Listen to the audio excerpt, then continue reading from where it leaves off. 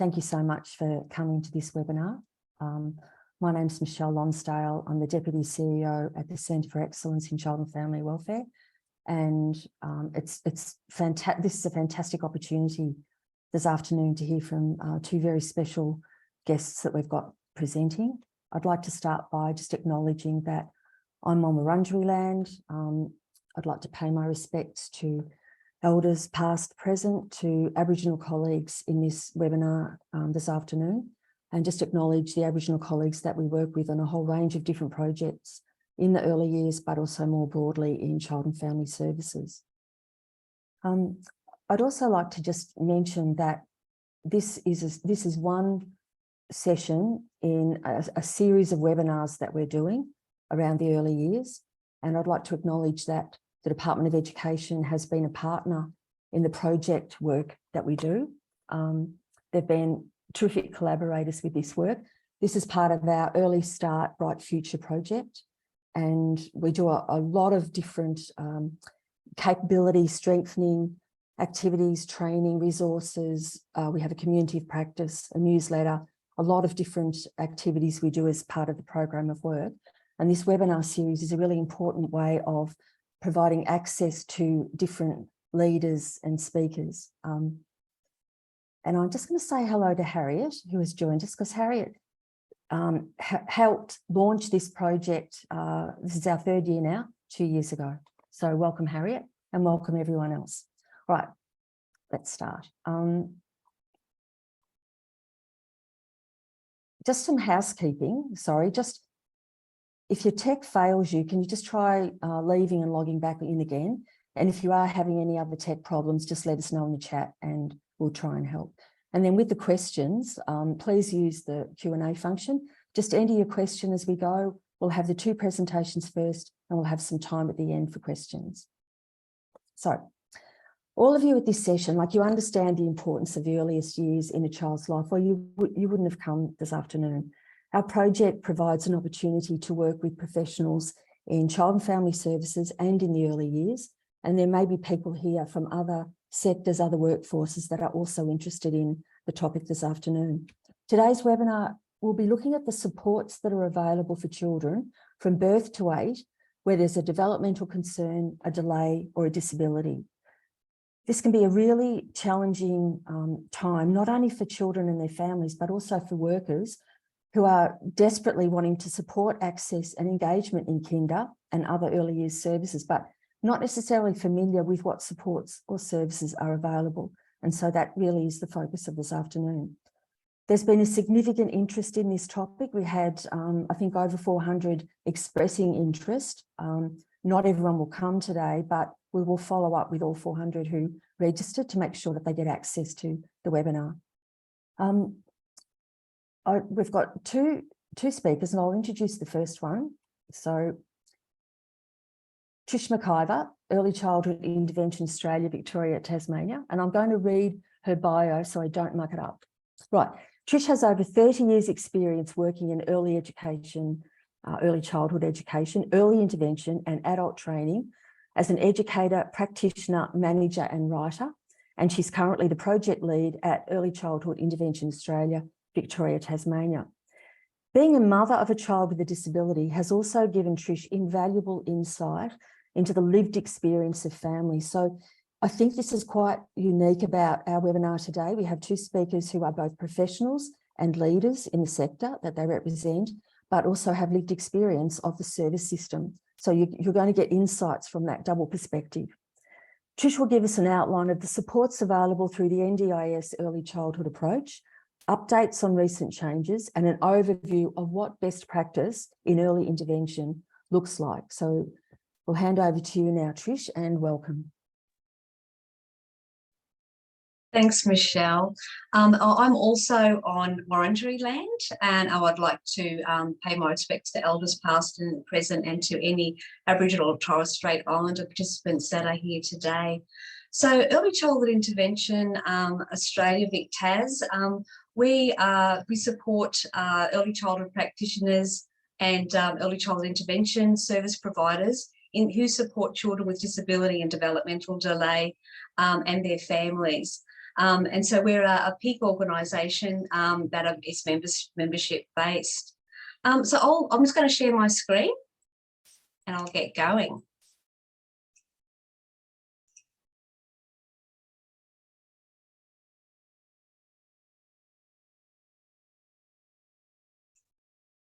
Okay, so I'll be talking in my segment about the early childhood approach and the supports that are available through that approach, and also about best practice and what it looks like. So the early childhood approach is a national program that's funded by the NDIS and aims to support children birth to 8 years of age with a disability or developmental delay and their families to access supports that are relevant and right for them. So prior to the 1st of July of this year, the early childhood approach catered for children birth to 6 years of age, but that age range has changed now to include children who are younger than 9 years of age. There are very many reasons for that, but one of the main reasons was that children now can be in the one plan manager or the one service provider that can help them during and after their transition to primary school. So what is the early childhood approach? When you have a concern for a child with a disability or a child who has a developmental delay, or if you're working with families who may have concerns about their child's development, it's really highly recommended that they speak with their health or education professional, and that might be their GP or maternal child health or early childhood educator or teacher, who can help them with working out what supports are needed and can connect them to an early childhood partner. So it's also important to know that families don't need a referral or diagnosis from a medical practitioner to access supports through the early childhood approach. They can make a direct contact with the early childhood partner themselves. So the early childhood partners are teams of professionals such as occupational therapists, speech therapists, early childhood educators who have experience in working with children with developmental delay and disability. And I'm just going to show you how to contact them. So all the family needs to do is to go onto the NDIS website at that link and do a search by putting in their postcode. But it's important to note that early childhood partners are not located in remote or very remote areas. So if a family lives in a remote area or doesn't have an early childhood partner and they have concerns about their child, they are recommended to speak with their health or education professional first, who then can support them or help them to link directly to the NDIS. Once they're contacted through the NDIS may have supports that are alternative options for them in their area. I'm just going to go back. So the early childhood partner have many roles. One of them is that they can access families and children into early connections, which is for children birth to 8 years of age with a disability or developmental delay, and it's regardless of their citizenship or visa status as well. So an early childhood partner can provide information, practical information that's relevant to the child's development, and that might be advice about communication or play, our other areas of development, as well as offering different sorts of supports and information about services as well.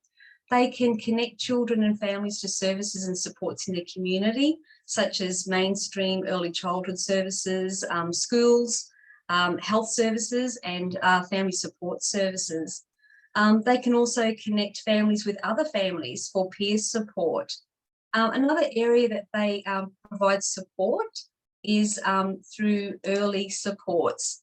And this is for children who are younger than 6 and has a developmental concern. So a developmental concern, as far as our definition goes with the NDIS, refers to a child whose everyday activities compared with other children is delayed. And also they don't meet the full definition of developmental delay, which I'll talk to you about in a little while. So while they're in the early supports, children can receive short periods of early support, such as 3 to 6 months, or up to 12 months of support if required. And this might include individual or group sessions. And it also assists families to build their capacity and confidence to support their child. During that early support period, there might be evidence that the child needs additional support and could meet then the NDIS criteria for developmental delay. And that criteria means that children's daily functions are substantially reduced compared to other children of the same age, and the child may need specialist supports from more than one professional for a period longer than 12 months. So the early childhood partner will help families to apply for the NDIS and also help with writing up the plan alongside the family. And this also applies to any child who has a diagnosed disability that meets NDIS eligibility criteria. So once a child's NDIS plan is approved, and the early childhood partner then can assist families to access early childhood intervention supports.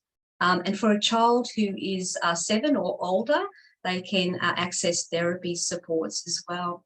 It's really important to note, though, that throughout the whole process of the early childhood approach, best practice in early childhood intervention is embedded in all areas of the service delivery. So it's family-centred, it aims to build the capacity of children and families, and supports greater inclusion in the community in everyday settings. So I'm just going to go through what best practice is. So best practice, and you may be working in this field and have a really good understanding of it.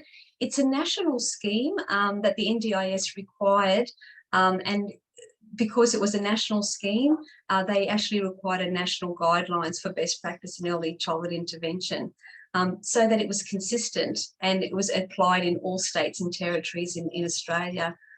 These were adopted to ensure that regardless of where a child lives and which early childhood intervention provider is used, high quality and appropriate interventions are delivered. It's really important, though, we're in the middle of an NDIS independent review, and findings are showing that early childhood intervention for children is not always based on best practice. Findings also show that parents and families feel that they don't receive the right supports from the scheme that support them as a family, and they feel largely ignored because there's more of a focus on the child and the child's diagnosis than a holistic approach around applying those supports. So while it's really interesting while we're going through the NDIS review that these things are coming up from families and from some service providers as well. So it's really important for us as professionals working with families to understand what best practice is, to assist and inform families of this so that they know what they're looking for when they're entering into an early childhood intervention service. So what is it? So the Merriam-Webster Dictionary defines best practice as a procedure that has been shown by research and experience to produce optimal results, and that it's established or proposed as a standard suitable for widespread adoption. So best practice in early childhood intervention is just that. It's a set of core principles which guide the way that early childhood intervention professionals should work with families and children with disability or developmental delay, as found through evidence-based practice and research. So while we're talking about research, current research has clearly demonstrated that implementing these practices is far, far more effective than providing children with single sessions of direct therapy being based on a clinical or medical model. So I'm just going to go through what it is as based on the guidelines. So there are 4 quality areas comprising of 8 key best practice principles. And the first quality area is area 1 on family. So this recognises that the central role that families have on their child's life is imperative, and respects that families know their child best within their family context. It views the family as active and equal partners and works with them to develop strategies for their child. It respects the diversity of all families and provides services and supports that are responsive to a family's cultural, language and social background and their beliefs. Quality area 2 is inclusion, and this recognises that every child, regardless of their needs, has the right to take part in family and community life and to have the same opportunities and experiences as other children. So it focuses on everyday life and helps a child to take part in daily life at home and in their community. Quality area 3 is teamwork, and this puts a team around the child and the family that work collaboratively and work collaboratively with the family, but other important people in the child's life, and that could include kinder teachers, paediatricians, maternal child health nurse, and that team then can share their own skills and their own knowledge within that team to support the family and the child. And the last quality area is quality area 4, which is universal principles. And this uses intervention strategies that are based on research and sound clinical evidence. And it focuses on outcomes that families want for their child and needs. So again, evidence clearly supports the use of the 8 best practice principles, and especially family-centred practice in particular. There has been no challenge to these principles over time, only a deepening understanding of ways that the best practices can be implemented in service delivery. So when we look at best practice, what does it actually look like in action? So when early childhood intervention services are using best practices, you will see that families are at the centre, at the core of their child's learning and development right from the start when developing goals that they see that are important for them. And that they're instrumental in working out ways that strategies can fit into their daily lives and routines that shouldn't overwhelm them, but instead be embedded into what they're already doing. And when we see this, we see families to really understand and grasp that concept of what they do and how they're doing it, and it becomes a real team approach in how that's working. You'll see that families will be well informed about supports and services so that they can make decisions that work best for them and their child. You'll see early childhood intervention practitioners work with the child and their family at home, in the child's home, or at kindergarten, or in the community, or any place where learning takes place, rather than a child actually having appointments and attending sessions in a clinic. So you'll see a team around that child that work together in sharing ideas, knowledge and skills, and supports a child to take part and be included in their family, early childhood and community life. So in essence, you should be seeing families and other important people in the child's life really feel more empowered by using their own strengths and being open to building skills and capacity to support their child to achieve best outcomes. Aligned with best practice is the key worker model, which it really is a support for families who are still starting their journey in this maze of disability and early childhood intervention, which I'm going to touch on now. So most transdisciplinary early childhood intervention teams, that means a team that have a variety of professionals from different disciplines, and it could be an early childhood teacher, it could be a speech therapist, a physiotherapist, an OT, and they work together as a team to support that child. And from that team, a family allocated a key worker, and the key worker's role is mainly to be the main point of contact for that family. And this alleviates the need to have multiple people associated with helping and supporting that child, and less people for the family to deal with. So the role of the key worker is to coordinate those supports, but also to deliver a lot of the supports, because that key worker is one of the team members who actually have a background in early intervention as well. and they provide supports, resources and information, and can assist families in navigating the system as well. They can assist with accessing coordinating services and supports, as well as delivering those supports within that family environment as well, and to make linkages with other supports for the family. And they use the best principles of best practice when delivering those supports. So in early childhood intervention, you won't often see a support coordinator allocated to a family. In most circumstances, you'll have a key worker that takes over that role, but their role is much more extended in that they support the family as well and directly. And they really do support the family with their emotional and well-being for holistically. So for more information about the key worker, about the best practices in early childhood, we have a lot of resources on our website if you just wanted to follow that link, or you can go into the website and just look for resources for professionals or families. And the whole guideline is there, the National Guidelines of Best Practice in Early Childhood Intervention. We also have family fact sheets or information sheets on all principles of best practice. And we have a series of suite of modules that are on best practice, mainly for professionals working in the field, but also families can access this to get a better understanding. We also have some postcards that were made for families on best practice and the key worker, and these are translated into various languages. And that's me.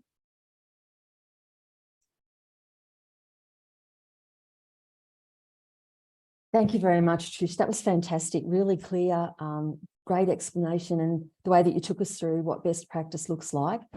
And also thank you for showing the resources too that people can access. That's really helpful as well. So thank you very much. We already have some questions, which we will go back to at the end of the session, but you've already attracted a lot of interest in terms of wanting to follow up some of the questions that you've generated. So thank you. All right. We are now going to our next presenter. And again, I'm going to read it so I do justice to this person. So it is my great pleasure to introduce Karen Dimmock, who's the CEO of the Association for Children with a Disability. Karen has held a range of leadership roles in the not-for-profit sector. She's been a foster carer for almost 20 years. She's the mother of 2 boys. Her eldest son is 18, is autistic and has an intellectual disability. Karen tells us that he is building a life out of Lego. And I think there's questions there already, Karen, that people might want to put into the chat or the Q&A. So feel free to ask about that.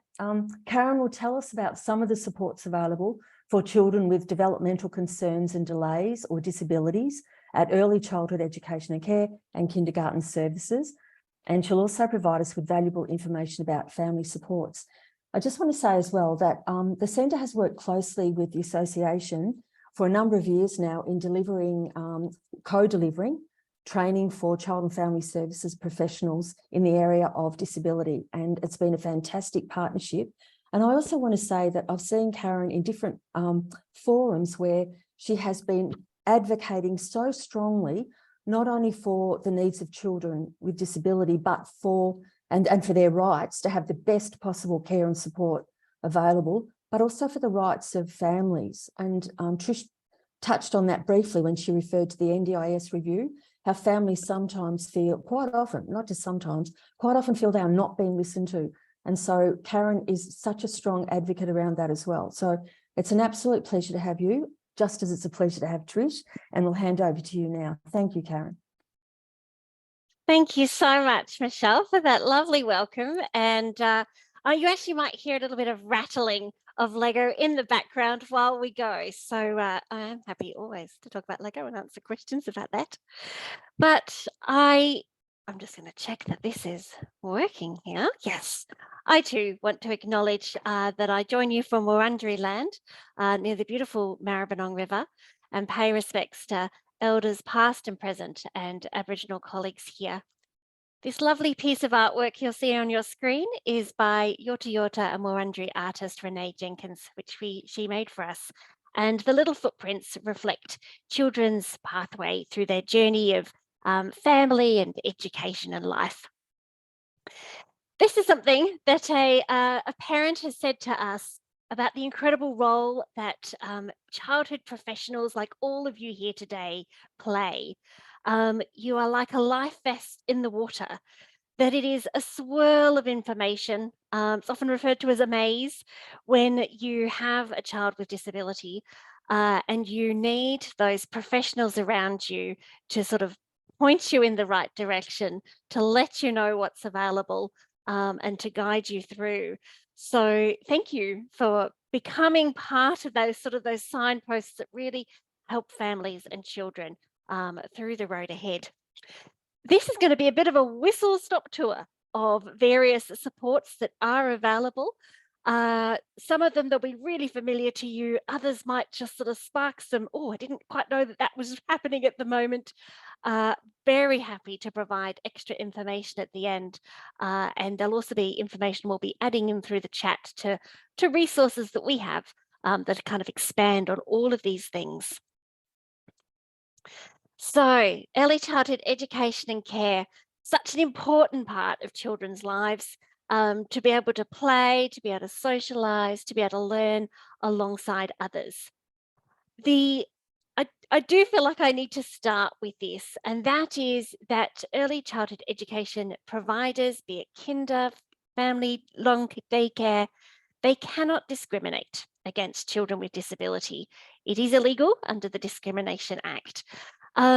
We certainly hear stories where centres are really struggling to support children, and that can really affect their attendance and their inclusion. But this is the starting point, that the children do have the right to learn and participate. There is support available to help children and to provide additional staff to help their inclusion, to support professional learning for the educators. It is, of course, slightly different depending on what you're doing, and these programs do need to be applied for by the either the kindergarten or the long daycare, but they often do get sort of further information from families or from NDIS funded services. So there is the inclusion support program for children attending long daycare, and there is the kindergarten inclusion support and preschool field officers for children attending kindergarten programs, whether they're in long daycare or in sessional kinder. Like I said, there's an application process for both of these. And they're not perfect, and no one would say that they are. They're certainly not a silver bullet, but it does mean that there is extra resources for the centre to support the children in all their learning. There's also a really good array of professional learning that's available. It's online, it's often on demand, and it can really build the skills and capacity of educators to support children in that setting.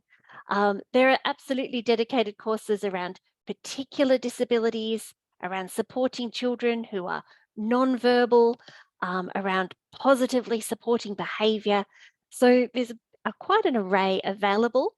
Again, I think we'll be putting some links in the chat that just, we've got some resources that summarise all the things that are available as professional learning for educators, and bring it all into one place. So that might just be a good resource for you to keep in mind. When it comes to really working successfully and supporting the learning of children, it is absolutely a partnership approach between the Early Learning Centre, the family, and NDIS funded therapists. And funded therapists can provide a whole lot of insight and knowledge about the best ways to work with that child, and to really support their full inclusion. Behaviour is often something that it's really good to talk upfront about. Behaviour, children with disability, like all children, can have behavioural issues. And it's all about, I guess, that toolkit that we have as professionals to be able to not just respond, but really proactively put in place the supports that children need to support their behaviour and support their interactions with others. Of course, the really, really key one in that is about supporting children's communication, whatever communication style they use. And I hear some lovely stories from daycare centres that have put in place communication boards, both inside and outside, that are of course used by all the children in the classroom, not just the child who is nonverbal, as ways of talking to each other, pointing out things that they're interested in. So really making adjustments like that are in fact accessible to all can in fact assist every child there in that room. I also hear some really positive examples of education centres that are celebrating disability as part of our human diversity. Centres that celebrated Autism Awareness Month, which was in April, and really shared stories with children, talked about their differences as educators and the differences amongst the children in the room, but that everybody has a special place and deserves to be there. I think normalising it and celebrating it like that can really give children a sense of place and of their own capabilities. There are, of course, at times challenges, and we certainly, as an advocacy service for children with disability and their families, hear about those. We have a dedicated support line which families can call, as can professionals like you. So if you're working with a family and there's a particular issue in relation to them accessing early childhood education and care, or accessing NDIS funded services that Trish has just talked about, we are able to work directly with the family or with you as a professional to build and advocate for the services and supports that that child needs. It's a free service. It's available to any family in Victoria, irrespective of visa status, and no diagnosis is needed. So please feel free to call my team, particularly around issues where families are needing advocacy support to get the right support at childcare and kinder, or to get the right NDIS supports in place. I'll let you note down the number there. I'm sure it will pop it in the chat as well. I'm going to talk about some of the other supports that are available for families. And again, when you have a child with a disability, you don't necessarily get a guidebook to all of these. So there is a range of financial support available. The carer allowance and the carer payment are both Commonwealth Government payments made through Centrelink. The carer allowance is around $144 a fortnight. It is available to families who are providing care to a child with disability. Again, that disability doesn't need to be diagnosed in the early years. There are forms, of course, to fill out, which include sign-off from medical practitioners. If a child doesn't quite meet the threshold, but the family, in fact, has 2 children that don't quite meet the threshold, they can add up to receive the carer allowance. And the child gets if the child is under 16, they get a healthcare card. The total family income can't be more than $250,000.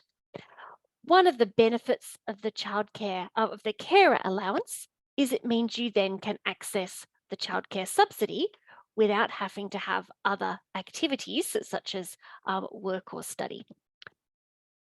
The carer payment is a bigger payment. It's around $1,000 a fortnight for a single parent caring for a child that has very high support needs constant care.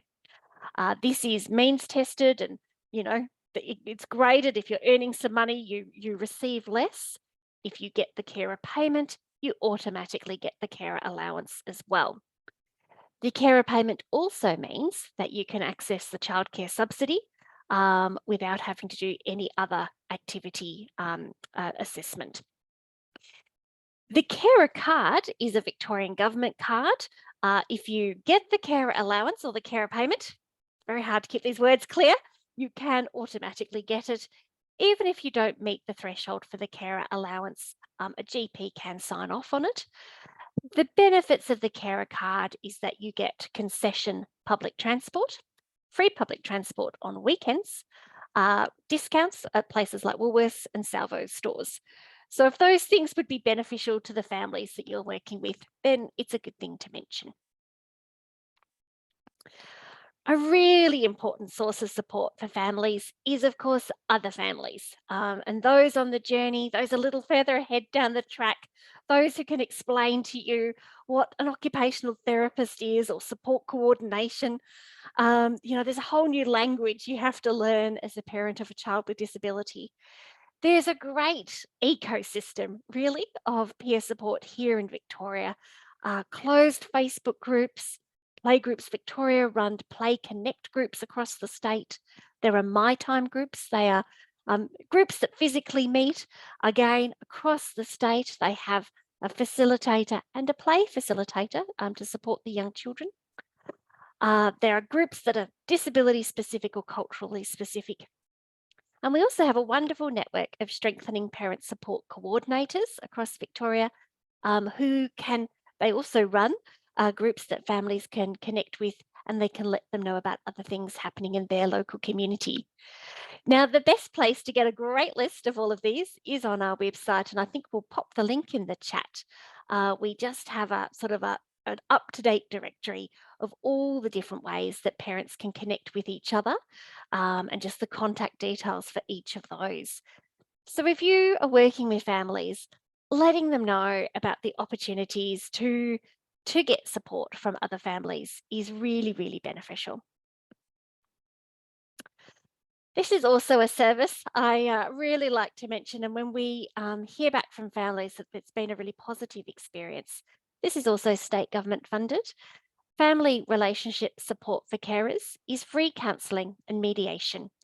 It is available to parents. It can also include siblings. It is statewide. It is telehealth provided, which I guess we all sort of understand now. And it means that families can have some free counselling sessions specifically about their child's disability, about coming to terms with the diagnosis, about conflict that might be creating within families, and about their ongoing caring role. Again, I think the contact details will be popped in the chat, but it's a really wonderful support for families and really targeted to that parenting and caring role.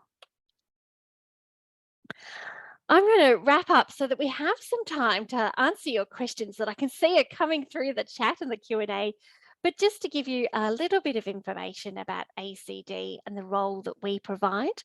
So I've mentioned our support line available to both families and professionals like you, where we can answer families' questions about the support they should be getting at childcare, at kinder.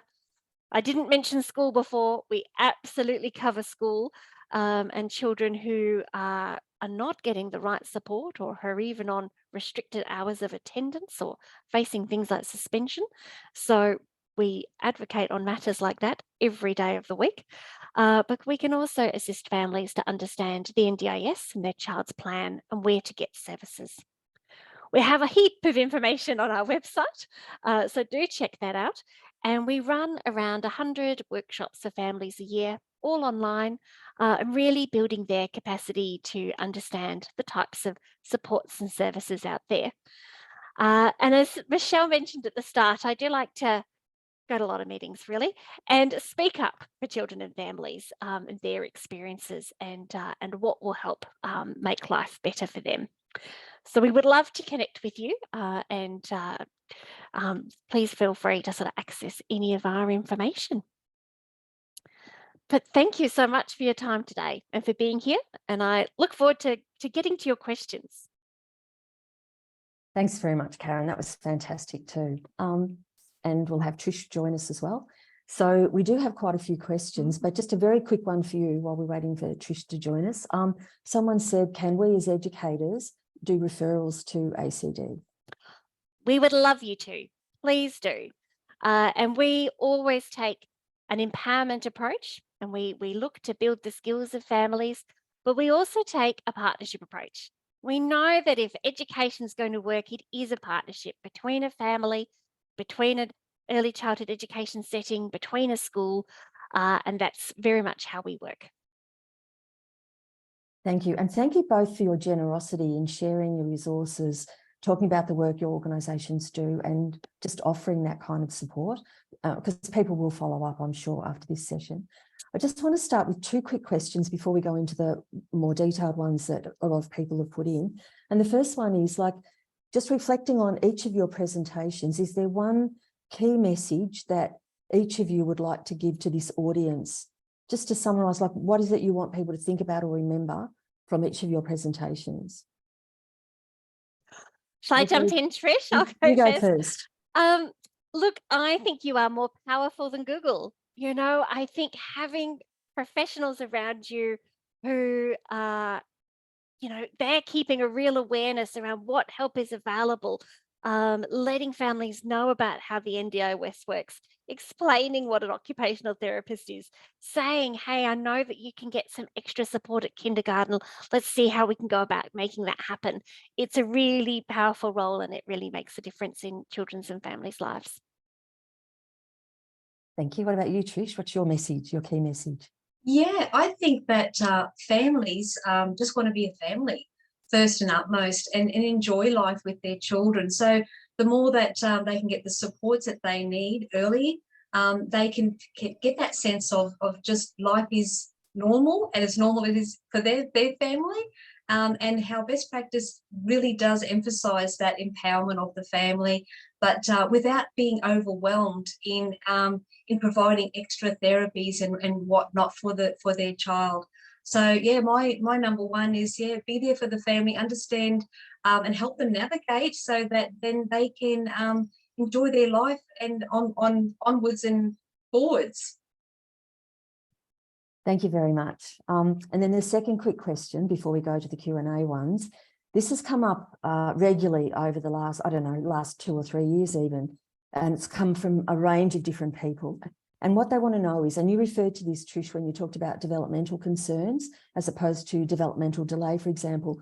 A number of people have asked us about how do you have those sensitive conversations? How do you broach this with a parent about when you've got a developmental concern? And so I don't know who would like to go first with that one.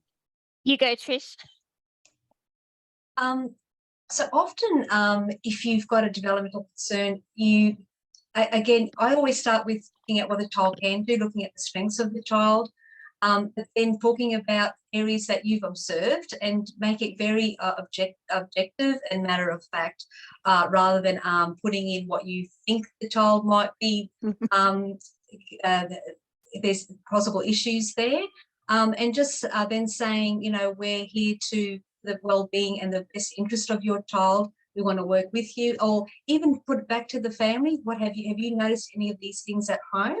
And so it opens up that conversation and starting that conversation about possible concerns that they may have found, and then being able to support the family, know really from the beginning where those supports might be allocated or how the family can access that.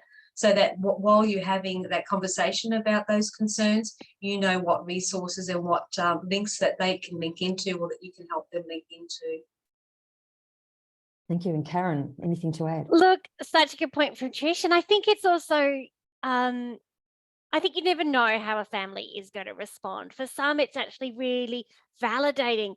Oh, I've been worrying about this. I didn't, you know, I was sort of had my own concerns. For others, it's really quite, it's the first time they've heard it. They're quite shocked and surprised. But they are really important conversations to have, even if they are difficult.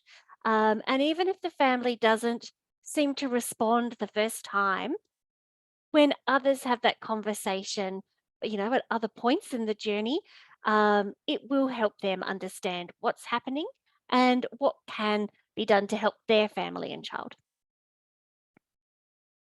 Thank you. That should be really helpful for people in the audience. And obviously people can follow up as well if they want to, either after the session or during the session.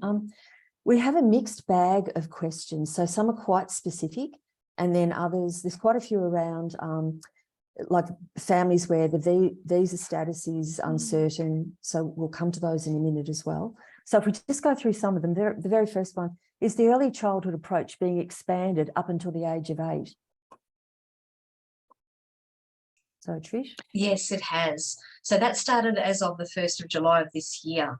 And it's got that most partners will roll out over the next 2 years. So it's for children birth to 8. And for all those reasons, that it will assist children with their before and after transitioning to school, that there's one port of call or one service provider that's assisting that family throughout accessing the NDIS, but also with the reviews that they will take place during that period of time. It also aligns with the World Health Organization's definition of early childhood, which is birth to 8 as well. And there's recently been a huge reset on the early childhood approach. And that was one of the things that have come out of the review that will support, it will be a better support for children who are younger than 9. Thank you. And then the next one, what is the maximum age that children can be referred to early childhood intervention without a diagnosis? That is up to 6 years of age.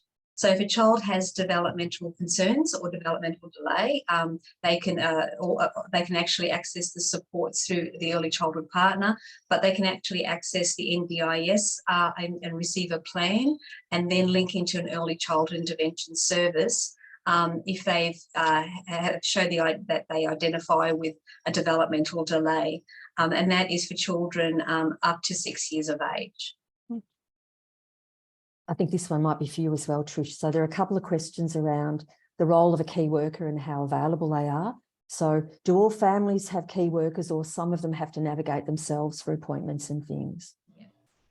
So the key worker model is almost always embedded in a transdisciplinary team. So it really depends, again, NDIS is choice and control. So families have a choice of the services or practitioners that they want to bring into their child's life. Unfortunately, sometimes families are told from, say, a paediatrician that they might need a single port of therapy. Could be like example, a speech therapist, and they might go and look for just a speech therapist. And the parents often don't know that there is a team approach, and that a transdisciplinary team, which encompasses all different disciplines, including early childhood educators as well. And from those they're called transdisciplinary teams, that they will have a key worker associated with them. So often when a family accesses that sort of support, a key worker will come and is aligned with the family. And often it's coordinated at what the best interest of that child. For example, if the child predominantly needs, speech therapy, they might allocate as the speech therapist to be the key worker, but the whole team are working with that child. Other times, if they don't have a key worker, unfortunately, they will have to have that assistance, or maybe through the childcare partner or early childhood partner, who also work as a key worker as well. So it should start right from the beginning through the early childhood approach, that when a family is seen by the partners, that they are allocated a key worker even from that part of their journey. But unfortunately, if the families aren't aware of the key worker model and they don't go into, say, a transdisciplinary team, then they may not particularly have one. Saying that, though, if a family's aware of it, they can ask for a key worker. And a key worker can be like a paediatrician. It can be a coordinator of a service. So it just depends on what sort of systems they're involved in. Thank you very much. All right, I think this next question will be for you, Karen. You are very specific and clear that centres and services and facilities cannot discriminate, right? They cannot discriminate under law. And so this next question is asking, and I'll just read it out. I've had experiences where childcare facilities have said that the child is too challenging for them. Is it up to the childcare to work through this and collaborate with other professionals and services to accommodate any challenging behaviours and needs? And this person said they've had experience where a child was turned away due to the limited capacity of the organisation to accommodate. So how do you weigh up the child rights and the capacity of the organisation to respond? Yeah, Great question, and one that my team deals with every day.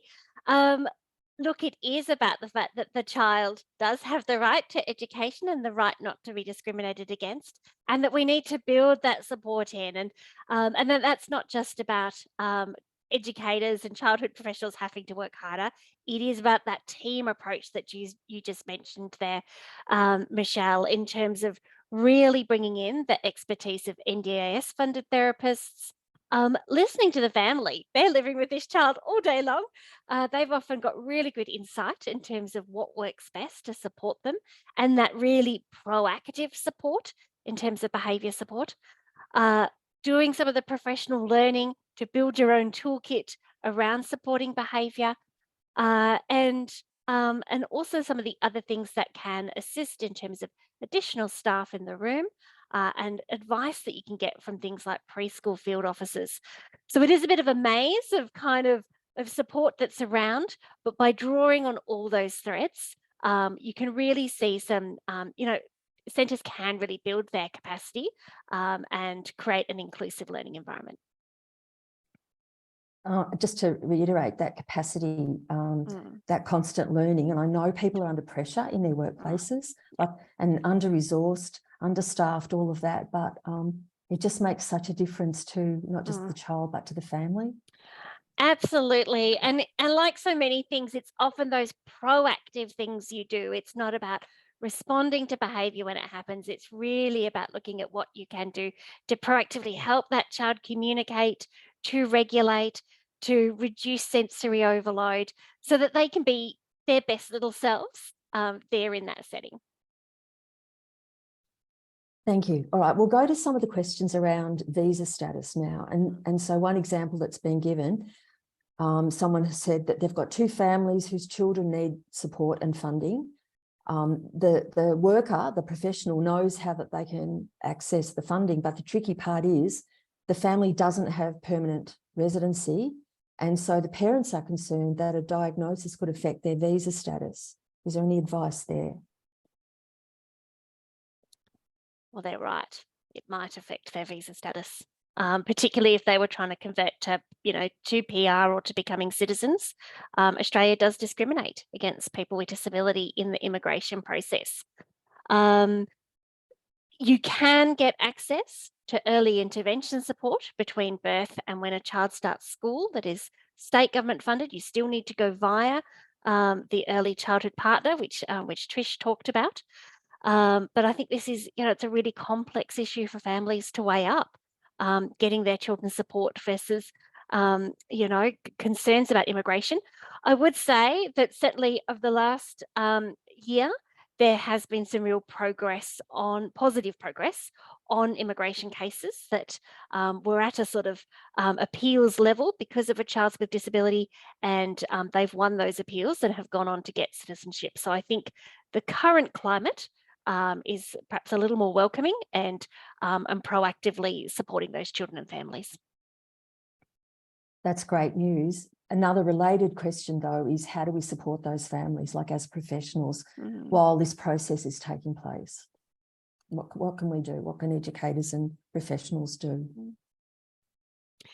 Well, I'll perhaps just talk to that children from birth to starting school can, as Trish said, can still access some early intervention support that is state government funded, but you still go through those early childhood partners. So that's a really important part of them accessing that, that really important early intervention and therapy support.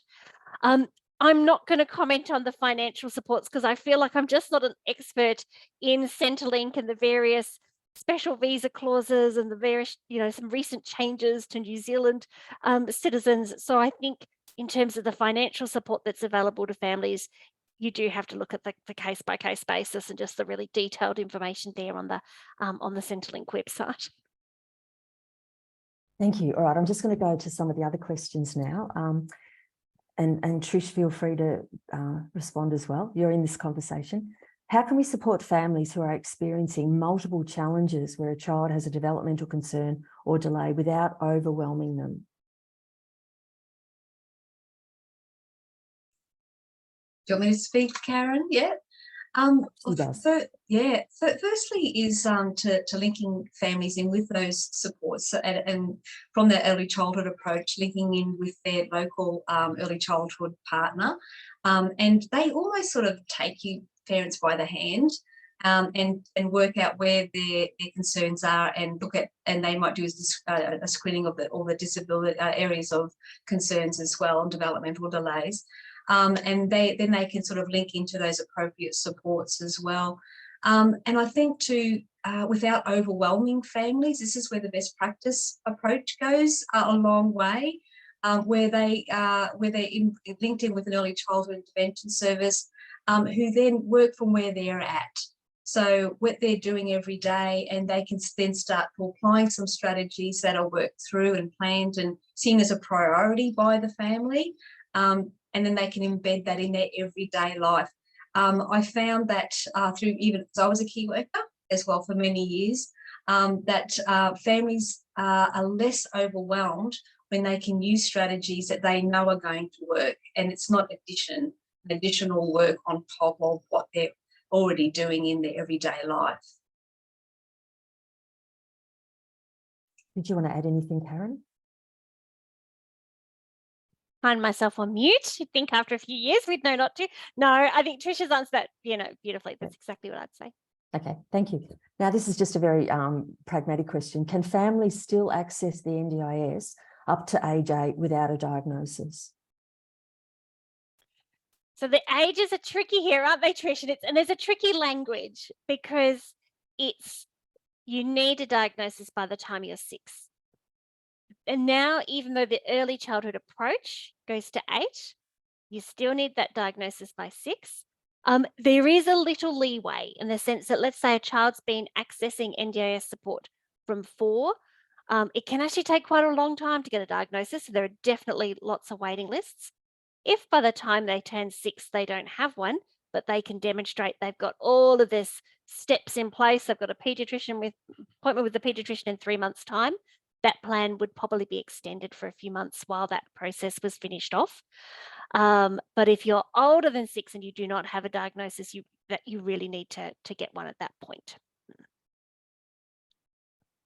Thank you. All right, we are running out of time now, and I just wanted to say thank you so much, not only, as I said before, about your generosity with resources, your time this afternoon, but particularly, there were 4 points I've taken out of what you said, and one of them was, always be focusing on the strengths of the child. It's about what the child can do, is able to do, and how do you build on that and keep those learning and safety and developmental opportunities open and those possibilities.